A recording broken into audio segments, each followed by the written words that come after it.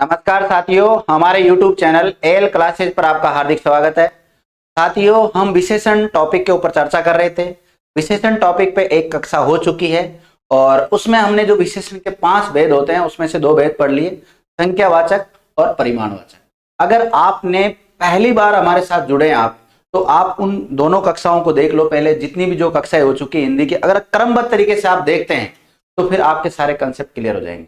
और अगर आज पहली बार आप जुड़े हैं और आपने अभी तक हमारे चैनल को सब्सक्राइब नहीं किया है, प्लीज इसको सब्सक्राइब कर लीजिए और अधिक से अधिक लोगों के साथ शेयर कीजिए, ताकि ये जो अच्छे अच्छे कंटेंट हम देने की कोशिश कर रहे हैं ये अधिक से अधिक लोगों के साथ पहुंच सके। ठीक है मित्रों, आगे हम चर्चा करते हैं। अगला जो विशेषण का भेद आता है उसका नाम है गुणवाचक विशेषण। तो विद्यार्थियों, हमने संख्यावाचक और परिमाणवाचक के दो भेद के ऊपर चर्चा करी थी। संख्यावाचक के भी 2 भेद होते हैं, निश्चित संख्यावाचक और अनिश्चित संख्यावाचक। परिमाणवाचक के भी 2 भेद होते हैं, निश्चित और अनिश्चित। इसी प्रकार गुणवाचक विशेषण के भी बहुत सारे उपभेद होते हैं, लेकिन जो फ्लो चार्ट बनाया था उसमें मैंने गुणवाचक विशेषण के भेद नहीं लिखे थे, क्योंकि जैसी जैसी इसकी परिभाषा है वैसे भेद हो जाते हैं इसके। देखिए, वे शब्द जो संज्ञा सर्वनाम शब्दों के गुण, दोष, दशा, दिशा, रंग, रूप, आकार, स्पर्श, स्वाद, गंध, स्थान, स्वभाव आदि से संबंधित विशेषता बताए उन्हें गुणवाचक विशेषण कहता है। तो गुणवाचक विशेषण के उपभेद ये सारे है: गुणबोधक, दोषबोधक, दशाबोधक, दिशाबोधक, रंग बोधक, रूप बोधक, आकार बोधक, काल बोधक, स्पर्श बोधक, स्वाद बोधक, गंध बोधक, स्थान बोधक, स्वभाव बोधक, ये सारे उपभेद। अब सर ये तो बहुत सारे उपभेद बता दिए आपने, हम कैसे याद करेंगे? आपको याद भी नहीं करना, इनको सिर्फ पढ़ना है एक बार। ठीक है, कोई नहीं पूछेगा आपसे कि गुणवाचक विशेषण के कितने उपभेद होते हैं। हाँ, प्रश्न आ जाता है कई बार। जैसे प्रश्न कैसे आ सकता है अभी थोड़ी देर बाद में हम चर्चा करेंगे। देखिए, जैसे नया, लाल, अच्छा, गोल, ये सब क्या है? गुणवाचक विशेषण। गुणवाचक विशेषण के जो प्रकार है, जो भेद है, कुछ दे रखे हैं, इनके ऊपर चर्चा कर लेते हैं। देखिए, जैसे काल बोधक या गुणवाचक विशेषण है वो कौन कौन से? वह विशेषण जिसके द्वारा किसी वस्तु का गुण या उसके काल समय से पता चलता है वह काल बोधक गुणवाचक विशेषण कहलाता है। जैसे नया कपड़ा, क्या है? नया कपड़ा, पुराना घर। तो नया यहां पर विशेषण का काम कर रहा है, और ये कौन सा विशेषण है विद्यार्थियों? गुणवाचक विशेषण है। गुणवाचक विकल्प में नहीं हो तो ये किस में जाएगा फिर? काल बोधक में। किसमें? काल बोधक गुणवाचक विशेषण में चला जाएगा। इसी प्रकार पुराना घर कालवाचक का काम कर रहा है। मौसमी फल, तो ये भी काल को बोध करा रहा है। इसी प्रकार ताजा दूध, ये भी काल का बोध करा रहा है, समय का बोध करा रहा है। प्राचीन मंदिर, तो विद्यार्थियों मंदिर तो एक संज्ञा है, क्या है? संज्ञा है, और प्राचीन उस एक विशेषण है, क्या है? विशेषण का काम कर रहा है। अब विशेषण में भी कौन सा विशेषण है? तो गुणवाचक विशेषण है। गुणवाचक विशेषण में भी कौन सा है? तो कालबोधक। कौन सा है? कालबोधक है। आगे चर्चा करते हैं। और इसका उपभेद कौन सा आता है? रंग बोधक। कौन सा आ जाता है? रंग बोधक। वह विशेषण जिसके द्वारा किसी वस्तु का जो गुण रंग के माध्यम से पता चले वह रंग बोधक गुणवाचक विशेषण कहता है। जैसे काली शर्ट, क्या है? काली शर्ट, काली टी शर्ट। तो काली टी शर्ट, इसकी टी शर्ट की विशेषता कौन बता रहा है? काला रंग बता रहा है। तो काली किसका काम कर रहा है यहाँ पर? विशेषण का, गुणवाचक विशेषण का। लेकिन गुणवाचक विशेषण में भी पूछा जाए तो कौन सा? रंग बोधक। किसमें जाएगा? रंग बोधक। तो जितने भी रंग होते हैं विद्यार्थियों वो सारे गुणवाचक विशेषण के अंतर्गत चले जाते हैं। जैसे लाल गुलाब, पीला कपड़ा, काला कपड़ा, बैंगनी पर्दा, ये सारे जो जा रहे हैं, लाल, पीला, हरा, बैंगनी, ये सब विशेषण है, गुणवाचक विशेषण। और गुणवाचक विशेषण में भी कौन से हैं? रंग बोधक है। कौन से हैं? रंग बोधक है। आगे देखिए, दशाबोधक। दशाबोधक वह विशेषण जिसके द्वारा किसी वस्तु के गुण का पता चले, उसकी दशा, या दशा को कहते हैं स्थिति के माध्यम से चले, तो उसे दशाबोधक गुणवाचक विशेषण कहते हैं। पूरा नाम क्या है इसका? दशावाचक गुणवाचक विशेषण, गुणवाचक विशेषण कहते हैं। ठीक है, जैसे मोटा लड़का, तो मोटा क्या है यहाँ पर? उसका गुण बता रहा है। और कौन सा में जाएगा ये विद्यार्थियों? दशाबोधक। कई बार आकार बोधक में भी जा सकता है, आकार बोधक भी हो सकता है। पतली लड़की, युवा महोत्सव, वृद्धाश्रम, सूखा रंग, तो ये सारे दशा को बोध करा रहे हैं, इसलिए दशा बोधक में चले जाते हैं। आगे देखिए विद्यार्थियों, गुणबोधक, ये सब गुणवाचक हैं। वह विशेषण जिसके द्वारा किसी व्यक्ति या वस्तु के गुण का पता उसके गुण के माध्यम से चले, उसे गुणबोधक गुणवाचक विशेषण कहते हैं। इसमें अच्छी बातें आएगी सारी, जैसे अच्छा खाना, भला व्यक्ति, बुरा व्यवहार, सच्चा मित्र, न्यायी सरपंच, सीधा व्यक्ति। तो ये सारे अच्छा, भला, बुरा, सच्चा, न्यायी, सीधा, ये सारे किसी व्यक्ति के गुण होते हैं। तो इसलिए किसमें जाएगा? ये गुणवाचक विशेषण में ही एक और उपभेद होता है गुणबोधक, उसके अंतर्गत चला जाएगा। इसी प्रकार एक होता है आकार बोधक, इस विशेषण के माध्यम से किसी व्यक्ति वस्तु के गुण का पता उसके आकार के माध्यम से चले, उसे आकार बोधक गुणवाचक विशेषण कहते हैं। जैसे गोल बिंदी, तिकोना प्लॉट, चौड़ा रास्ता, लंबा डंडा। तो ये गोल, तिकोना, चौड़ा, लंबा, ये सब आकार का भी बोध करा रहे हैं, इसलिए गुणवाचक तो ही इनमें सब में। इन सब में विद्यार्थियों कौन सा विशेषण है? गुणवाचक के उदाहरण तो ही है। लेकिन गुणवाचक के साथ साथ अगर और डीप जाके पूछा जाए तो ये किसमें जाएंगे? सब आकार बोधक। जैसे अभी थोड़ी देर पहले गोल तो किसमें? दशा बोधक में भी चला गया था। ठीक है, आगे देखो। एक होता है आकार बोधक, वापिस आ गया, इसको पीपीटी में क्या कई बार डबल हो जाता है, इसको हटा लेना। आगे देखते हैं स्थान बोधक। कौन सा? स्थान बोधक, वह विशेषण जिसके द्वारा किसी व्यक्ति या वस्तु की स्थानीयता के गुण का बोध हो, उसे स्थान बोधक गुणवाचक विशेषण कहते हैं। भारतीय लोग, देखिए विद्यार्थियों, शब्द होता है भारत, और भारत एक संज्ञा है। क्या है? संज्ञा है। और वो भी कौन सी संज्ञा है? व्यक्तिवाचक संज्ञा। किसी व्यक्ति, देश विशेष का नाम आ रहा है, इसलिए भारत उसमें चल जाएगा। भारत से हमने विशेषण बनाया भारतीय। क्या बनाया? भारतीय। तो भारतीय शब्द है वो गुणवाचक विशेषण है। और गुणवाचक विकल्प में अगर नहीं मिले आपको तो इसको ले जाना विद्यार्थियों व्यक्तिवाचक विशेषण में, जो कि विशेषण का 5वां भेद होता है। और अब इसमें भी किस में जाएगा? गुणवाचक में ले जाएंगे तो इसको स्थान बोधक में। भीतरी दीवार, तो भीतरी किसका काम कर रहा है विद्यार्थियों? यहाँ पर स्थान बोधक का काम कर रहा है। बाहरी खाना, दायां बायां, ऐसे कई बार दाएं स्थान, बाएं स्थान, दाएं, ये सारे किस में चल जाते हैं? ये सब देखिए गुणवाचक विशेषणों में सादृश्य पद को जोड़कर गुणों को कम भी किया जाता है, जैसे बड़ा सा, ऊंची सी, पीला सा, छोटी सी।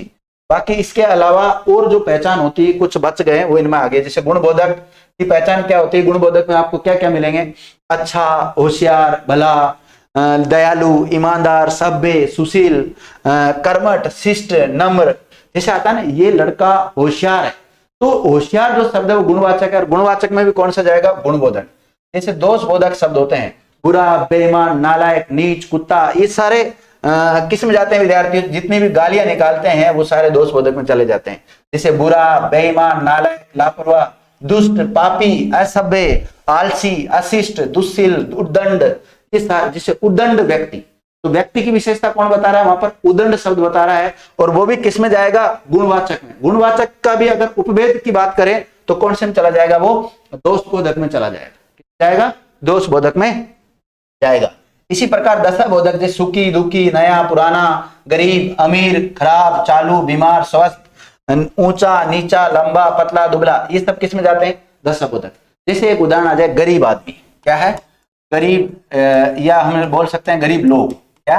गरीब लोग। तो लोग तो संज्ञा है, यहाँ पर इसकी विशेषता कौन बता रहा है? गरीब, तो की गुणवाचक विशेषण है यहाँ पर गरीब। और कौन सा किस में जाएगा? गरीब दशा बोधक में चला जाएगा। रंग रूप बोधक, जैसे काला, पीला, नीला, हरा, गुलाबी, गोरा, सांवला, चितकबरा, सुंदर, भद्दा, बेडोल, ये सब भी किस में जाते हैं विद्यार्थियों? गुणवाचक के उदाहरण होते हैं। इसी प्रकार काल बोधक, नया, पुराना, ताजा, प्राचीन, नवीन, क्षणिक, क्षणभंगुर, ऐसे शब्द जहां आ जाए वहां पर भी गुणवाचक ही होता है। आगे देखिए, इसके अलावा दिशा बोधक, पूर्वी, पश्चिम, जितने भी जो दिशाएं आ जाती हैं वो भी किसमें चला जाता है? गुणवाचक का उदाहरण होता है। आकार बोधक, मोटा, छोटा, लंबा, पतला, गोल, चपटा, अंडाकार, जैसे ये सब आ जाता है इसमें। स्पर्श बोधक, जैसे विद्यार्थियों कई बार बोलते हैं मुलायम कपड़ा। क्या बोलते हैं? मुलायम कपड़ा। तो मुलायम उस कपड़े का गुण बता रहा है, तो गुणवाचक। लेकिन उसमें किस में जाएगा? गुणवाचक के भीतर भी, तो स्पर्श बोधक में जाएगा, स्पर्श बोधक में। या स्वाद बोधक आते हैं, जैसे मीठा, खट्टा, कसेला, नमकीन, चरपरा, कड़वा, तीखा। ठीक है, कठोर, ये स्पर्श में कौन कौन से आते हैं? कठोर, कोमल, मखमली, मुलायम, चिकना, खुरदरा, ये सब आ जाते हैं। स्थान बोधक में अभी बताया मैंने, भारतीय, चीनी, राजस्थानी, जयपुरी, बिहारी, मद्रासी, बनारसी, ये सब आ जाएंगे। गंध बोधक, खुशबूदार, सुगंधित, बदबूदार, ये सब आ जाते हैं। अवस्था बोधक में गीला, सूखा, जला हुआ, पिघला हुआ, अर्थात जला हुआ व्यक्ति, कई बार बोलते हैं जला हुआ व्यक्ति, तो उसका गुण है जला हुआ, और जला हुआ किस में चला जाएगा, फिर वो अवस्था बोधक में। द्रष्टव्य बोधक जैसे बड़ा सा, ऊंची सी, पीला सा, छोटी सी, ऐसे शब्द भी देखने को आपको मिलेंगे। ठीक है विद्यार्थियों, आगे देखते हैं। और उदाहरण दे रखे हैं, वे विद्वान व्यक्ति है, तो यहाँ विद्वान किस में जाएगा, गुणवाचक में जाएगा। कमला शांत स्वभाव की लड़की है, तो ये सारे उदाहरण इनके दे रखे हैं। आप कमेंट्स करके बताइएगा, इन सब में आपको विशेषण छांटना है। क्या छांटना है विद्यार्थियों, विशेषण छांटना है आपको। ठीक है, आगे देखते हैं। अब हमने अभी तक 3 भेद पढ़ लिए, संख्यावाचक और परिमाणवाचक, और अभी कौन सा पढ़ा था, गुणवाचक। अब पढ़ेंगे हम सार्वनामिक संकेतवाचक विशेषण। देखिए विद्यार्थियों, इससे पहले जो हमने गुणवाचक पढ़ा है, उस गुणवाचक विशेषण के साथ चाहे तो हम अवस्था टॉपिक भी पढ़ सकते हैं। क्या पढ़ सकते हैं, अवस्था। लेकिन अवस्था को हम अलग से चर्चा कर लेंगे। अवस्था इंग्लिश में डिग्री बोलते हैं। पॉजिटिव, कंपैरेटिव और सुपरलेटिव 3 टाइप की होती है। तो हिंदी में उसको बोलते हैं मूलावस्था, उत्तरावस्था और उत्तम अवस्था। उसके ऊपर चर्चा करेंगे अलग से, लेकिन विशेषण टॉपिक के साथ ही करेंगे। आगे देखते हैं। जो सार्वनामिक विशेषण है उसका दूसरा नाम क्या मिलता है, संकेतवाचक विशेषण। देखो विद्यार्थियों, इसमें कुछ नहीं है। अगर आप इन डेफिनेशनों के चक्कर में पड़ गए ना, तो कुछ समझ में नहीं आने वाला। मैं आपको एक शब्द में इसको सिखा देता हूं। देखो, सार्वनामिक या संकेतवाचक विशेषण किसे कहते हैं। देखिए, सर्वनाम का काम क्या है, संज्ञा शब्दों के स्थान पर प्रयुक्त होना और संज्ञा की पुनरावृत्ति को रोकना। लेकिन ये जो सर्वनाम के शब्द है, ये संज्ञा के स्थान पर नहीं आकर संज्ञा के साथ साथ प्रयुक्त होते हैं। संज्ञा के साथ साथ प्रयुक्त होते हैं, तो इसे सर्वनाम नहीं कहकर फिर कहते हैं हम सार्वनामिक विशेषण। सार्वनामिक विशेषण नहीं आया समझ में। देखिए, सर्वनाम किसे कहते हैं, जो संज्ञा के स्थान पर आते हैं उसे सर्वनाम कहते हैं। और सार्वनामिक विशेषण किसे कहते हैं, सर्वनाम के ऐसे शब्द जो संज्ञा के स्थान पर नहीं आकर संज्ञा के साथ साथ प्रयुक्त होते हैं, उसे सार्वनामिक विशेषण कहते हैं। अब देखते हैं क्या लिखा हुआ है। परिभाषा, सबसे पहले परिभाषा जानते हैं। सर्वनाम के वे शब्द जो संज्ञा के साथ साथ प्रयुक्त हो, उन्हें सार्वनामिक विशेषण कहते हैं। वे सर्वनाम शब्द जो विशेषण के रूप में किसी संज्ञा या सर्वनाम की विशेषता बताते हो। नोट, यदि इन शब्दों का प्रयोग संज्ञा सर्वनाम से पहले किया जाता है तो सार्वनामिक विशेषण, तथा केवल संज्ञा के स्थान पर किया जाता है तो ऐसी स्थिति में उसे सर्वनाम कहते हैं। नोट, दूसरा नोट क्या डाल रखा है, पुरुषवाचक और निजवाचक सर्वनाम में जैसे मैं, हम, तू, आप के अतिरिक्त किसी अन्य सर्वनाम शब्द का प्रयोग जब किसी संज्ञा के पहले अथवा बाद में विशेषण के रूप में किया जाता है तो वहां भी सार्वनामिक विशेषण कहते हैं उसके भी। आगे देखो, देखिए विद्यार्थियों, वह घोड़ा आ रहा है, वह घोड़ा आ रहा है। देखिए, इस प्रकार लिखते हैं आप, वह आ रहा है, वह आ रहा है। तो वह काम करता सर्वनाम की तरह। क्या काम करता है ये, सर्वनाम, क्योंकि किसी संज्ञा के स्थान पर आया है। लेकिन वह तो विद्यार्थियों यहाँ पर सर्वनाम है। क्या है, सर्वनाम है, और घोड़ा संज्ञा है। घोड़ा क्या है, संज्ञा। और ये जो दोनों एक साथ आ जाते हैं तो ऐसी स्थिति में इसे सर्वनाम नहीं कहकर सार्वनामिक विशेषण कहते हैं। क्या बोलते हैं, सार्वनामिक विशेषण बोलते हैं। इसी प्रकार इस गेंद को मत फेंको, इस गेंद को मत फेंको, तो इस सार्वनामिक विशेषण है। उस पुस्तक को पढ़ो, उस सार्वनामिक विशेषण है। ये आदमी विश्वासघाती है, तो ये किस में जाएगा विद्यार्थियों, सार्वनामिक विशेषण में। ये लड़के कहां जा रहे हैं, ये सार्वनामिक विशेषण का काम कर रहा है। ऐसा आदमी तो देखा नहीं, ऐसा किसका काम कर रहा है, सार्वनामिक विशेषण का। मेरा घर इसी शहर में है विद्यार्थियों, तो इसी किस में चला जाएगा, ये भी सार्वनामिक विशेषण में चला जाएगा। और सार्वनामिक नहीं मिले तो इसको संकेतवाचक कहते हैं। अब इस सार्वनामिक विशेषण के 4 उपभेद होते हैं। कितने होते हैं विद्यार्थियों, भेद 4 होते हैं। और ये 4 कौन कौन से हैं, 4 विद्यार्थियों, एक तो है निश्चित सार्वनामिक विशेषण, दूसरा है अनिश्चित सार्वनामिक विशेषण, और तीसरा है संबंधवाचक सार्वनामिक विशेषण, और चौथा कौन सा है, पर्सनवाचक सार्वनामिक विशेषण। पर्सनवाचक सार्वनामिक विशेषण की पहचान होती कौन, क्या, कब तथा इनके कार्य रूप। संबंधवाचक की जो पहचान है जो, सो, जैसा, वैसा तथा इनके कार्य रूप। अनिश्चित सार्वनामिक विशेषण की पहचान क्या है? कोई, कुछ, किसी तथा इनके कारकीय रूप। और निश्चित वाचक सार्वनामिक विशेषण की पहचान है यह, वह, और इनका जो बहुवचन होता है जैसे ये, वे तथा इनके जितने भी कारकीय रूप बनते हैं वो सारे आ जाते हैं। आगे चर्चा करेंगे विद्यार्थियों। यह नगर नया है, तो यह किस में जाएगा? सार्वनामिक विशेषण। इस फुटबॉल को मत फेंको, इस किस में चला जाएगा? सार्वनामिक विशेषण में जाएगा। वह लड़की बहुत चतुर है, वह किस में जाएगा? सार्वनामिक विशेषण। कोई आदमी आपको बुला रहा है, तो कोई किस में जाएगा? सार्वनामिक विशेषण। उस पत्र को पढ़ो, तो उस भी सार्वनामिक विशेषण का उदाहरण है। वह लड़की बहुत चतुर है, सार्वनामिक विशेषण है वह बहुत चतुर है। लेकिन आ जाए वह, तो यहां पर वह सार्वनामिक विशेषण का काम नहीं करके सर्वनाम का काम कर रहा है। केवल किसका? सर्वनाम का। आप किसका पत्र पढ़ रहे हैं, तो आप जो शब्द है यहां पर वो किसका आएगा? सार्वनामिक विशेषण का। उस दृश्य को मैं भूल नहीं सकता, सार्वनामिक विशेषण का उदाहरण है। यह लड़की बहुत बुद्धिमती है, तो यहां पर भी यह किसका काम कर रहा है? सार्वनामिक विशेषण का काम कर रहा है, क्योंकि यह एक सर्वनाम है और लड़की क्या है? संज्ञा। दोनों शब्द एक साथ प्रयुक्त हो रहे हैं, तो ऐसी स्थिति में सर्वनाम नहीं कहकर इसको क्या कहेंगे? सार्वनामिक विशेषण कहेंगे। आगे देखो विद्यार्थियों, यह बहुत बुद्धिमती है, तो यह यहां पर सर्वनाम का काम कर रहा है। किसका काम कर रहा है? सर्वनाम का, ना कि सार्वनामिक विशेषण का। और सर्वनाम में कौन सा? निश्चित सार्वनाम का काम कर रहा है। उस देवी को मैं आज भी याद करता हूं, सार्वनामिक विशेषण का उदाहरण है उसको मैं आज भी याद करता हूं, निश्चित वाचक सर्वनाम का उदाहरण है, ना कि सार्वनामिक विशेषण का। यह घर कितना सुंदर है, तो यह किस में जाएगा? सार्वनामिक विशेषण में जाएगा। वह दीदी बुला रही है, देखो एक तो आता वह बुला रही है, तो वह किस में जाएगा? सर्वनाम में। लेकिन वह दीदी बुला रही है, तो उसके साथ संज्ञा शब्द आ गया, तो ये वह किस में चला जाएगा? ये चला जाएगा सार्वनामिक विशेषण में। वे बच्चे दौड़ रहे हैं, वे किस में जाएगा? सार्वनामिक विशेषण। वह लिखता है, आता था वह लड़का लिखता है। देखो एक तो आता वह लड़का लिखता है, तो यहां वह काम करता सार्वनामिक विशेषण का। किसका? सार्वनामिक विशेषण का काम करता है। लेकिन यहां लिखा है वह लिखता है, तो वह किसका काम कर रहा है? यहां पर सर्वनाम का काम कर रहा है साथियों। किसका काम कर रहा है? सर्वनाम का काम कर रहा है। वह बालक लिखता है, ये आ गया ना, यहां बात यही आ गई। वह, तो वह किस में जाएगा? सार्वनामिक विशेषण में जाएगा। देखो किसी ने बुलाया है, किसी ने बुलाया है, किसी सर्वनाम का काम कर रहा है। और आए गया किसी बच्चे ने बुलाया है, तो किसी किस में काम करेगा? सार्वनामिक विशेषण का काम करेगा। आगे देखते हैं विद्यार्थियों।